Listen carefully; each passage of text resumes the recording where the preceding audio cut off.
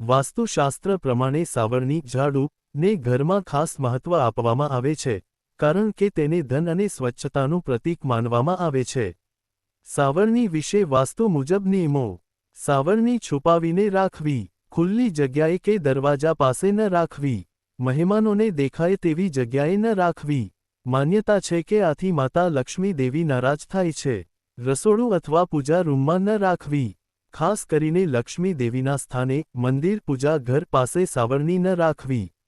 સાવરણી ઊભી ન રાખવી, હંમેશા જમીન પર આડી રાખવી. ઊભી રાખવાથી ઘરમાં તણાવ વધે છે એવું માનવામાં આવે છે. સાવરણી પર પગ ન મૂકવો, તેને અપમાન માનવામાં આવે છે. નવું ઘર લાવતા પહેલા, નવા ઘરમાં પ્રવેશ વખતે નવી સાવરણી લાવવી શુભ માનવામાં આવે છે. સૂર્યાસ્ત પછી કચરો બહાર ન ફેંકવો. માન્યતા છે કે આથી ઘરની સમૃદ્ધિ બહાર જાય છે.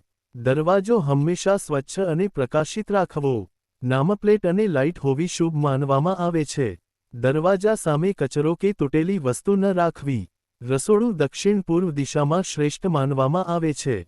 ગેસ સ્ટોવ એવો રાખવો કે રસોઈ કરતી વખતે તમારું મોઢું પૂર્વ તરફ રહે. પીવાનું પાણી ઉત્તર પૂર્વ બાજુ રાખવું શુભ. માથું દક્ષિણ કે પૂર્વ તરફ રાખીને ઊંઘવું. પથારી સામે અરીસો મિરર ન હોવો જોઈએ. તૂટેલી વસ્તુઓ અથવા કચરો રૂમમાં ન રાખવો.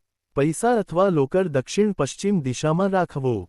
દરવાજો ઉત્તર તરફ ખુલતો હોય તો શુભ માનવામાં આવે છે. અહીં લક્ષ્મી દેવીનું નાનું ચિત્ર રાખવું શુભ ગણાય છે. ઉત્તર પૂર્વ ઈશાન કોણ સૌથી શ્રેષ્ઠ સ્થાન છે.